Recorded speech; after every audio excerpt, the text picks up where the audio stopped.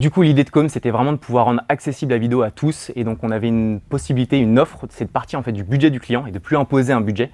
Donc, en partant d'un budget du client qui commence à 1000 €, donner la possibilité de pouvoir faire une vidéo de communication et donc du coup, bénéficier de tout l'impact positif que peut avoir la vidéo.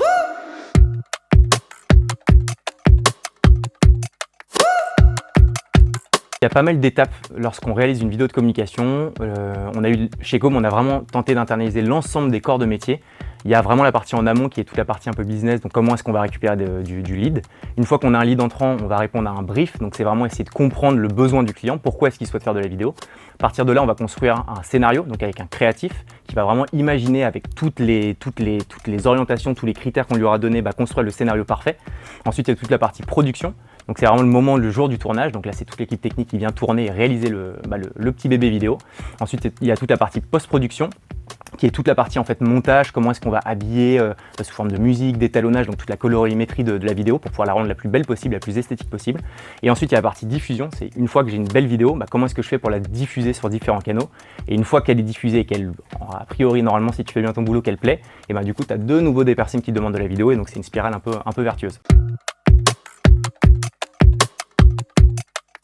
C'est majeur de pouvoir communiquer en vidéo parce que de plus en plus de personnes consomment de l'image, consomment de l'information, et la vidéo, c'est vraiment ce qui impacte le plus les gens, c'est ce qui captive le plus l'attention. Ça ne veut pas dire que l'écrit est à délaisser, loin de là, mais c'est un nouveau moyen de pouvoir vraiment se différencier vis-à-vis de nos concurrents, vraiment de pouvoir pusher des nouvelles offres, des nouvelles opportunités, des nouvelles choses que propose l'entreprise.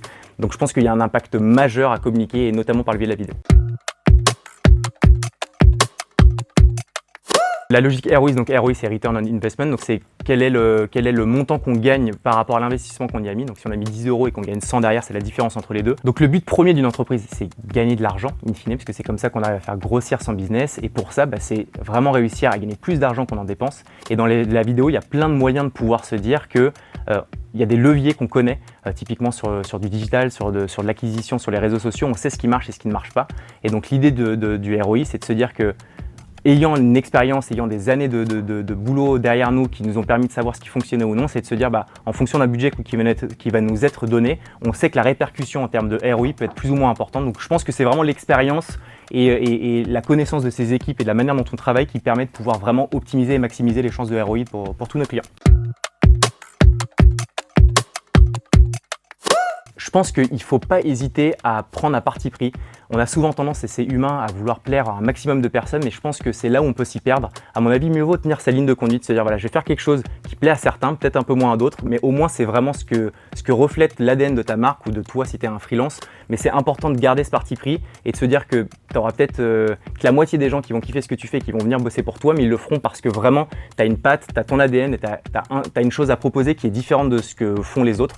Et donc je pense que s'il y aura un détail, c'est vraiment de tenir sa ligne de conduite, trouver une stratégie qui est un peu différenciante des autres, s'y tenir et puis ensuite itérer, parce que c'est en faisant qu'on sait ce qui marche un peu moins et réadapter un peu par la suite.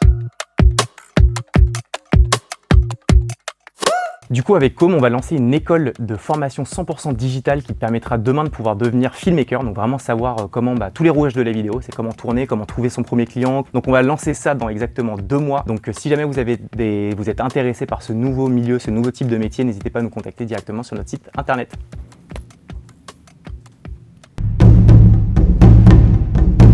Hikigai!